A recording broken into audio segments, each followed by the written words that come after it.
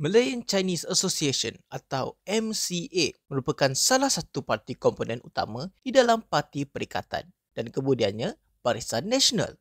Walau bagaimanapun, tahu tak yang dulu MCA hampir-hampir terkeluar dari perikatan ini? Semuanya bermula setelah setahun Tanah Melayu merdeka. Pada tahun tersebut, MCA telah mengadakan pilihan raya parti untuk memilih pemimpin baru. Di dalam pemilihan ini, Presiden MCA Tun Tan Cheng Lock telah kalah bertanding jawatannya dengan jumlah 22 undi. Jadi, kepada siapa beliau kalah? Jawapannya ialah Dr. Lim Chong Yu. Dr. Lim, yang bukan sepupu Kit Siang, merupakan seorang pemimpin yang lantang menyuarakan suara orang Cina. Terlalu lantang sampaikan UMNO pun jadi risau. Pada tahun berikutnya, Tanah Melayu pun mengadakan pilihan raya umum buat kali yang pertama. Namun, pada bulan Julai tahun tersebut, hubungan UMNO MCA menjadi terlalu renggang sehingga ia mencetuskan krisis Julai 1959. Hal ini demikian kerana Dr. Lim ada beberapa permintaan yang sangat kontroversi. Pertama, beliau mahu menambahkan jumlah kerusi Parlimen Parti MCA daripada 28 kepada 40 buah.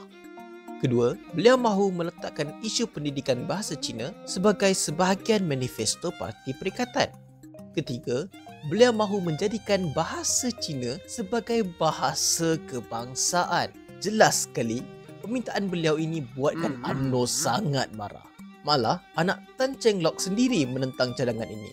Untuk elakkan perbalahan ini berterusan, Tunku cuba membuat rundingan dengan Dr. Lim pada 12 Julai. Namun, Tunku berikan dua pilihan kepada MCA. Sama ada mereka buang orang-orang yang cetuskan krisis ini atau MCA keluar dari Parti Perikatan. Sepanjang 2 hari tersebut, Parti MCA, Dr. Lim dan Tunku bermesyuarat bagi menentukan masa depan mereka. Dari perjumpaan tersebut, mereka berjaya capai persetujuan atas beberapa perkara. Pertama, Dr. Lim dan kawan-kawannya perlu meletakkan jawatan.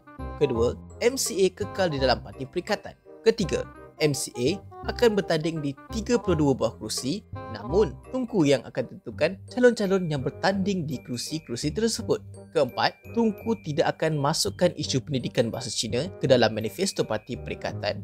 Namun demikian, kerajaan akan selesaikan isu tersebut menerusi dasar kerajaan secepat mungkin. Akhirnya, pada 13 Julai, krisis ini pun berakhir. Bagi Dr. Lim pula, beliau meletakkan jawatan Presiden MCA pada 30 Julai dan keluar daripada parti tersebut pada tahun 1960. Beliau kemudiannya menubuhkan Parti Gerakan, parti yang tidak menimbulkan satu lagi krisis 9 tahun kemudian.